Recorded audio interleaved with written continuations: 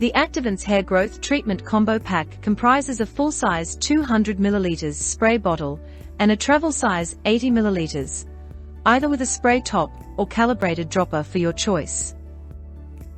Our treatments are quick and easy to use.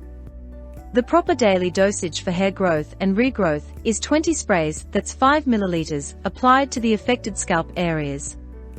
An additional 10 sprays should be applied to the mid-lengths and ends to strengthen the hair shafts and improve overall aesthetic and styling.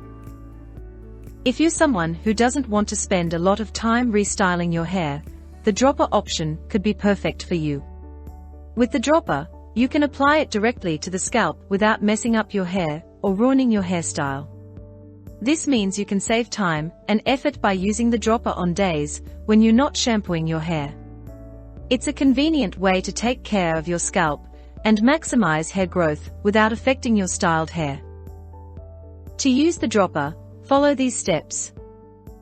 After shaking the bottle, squeeze the bulb to fill the dropper to the 1.5 to 2 ml mark.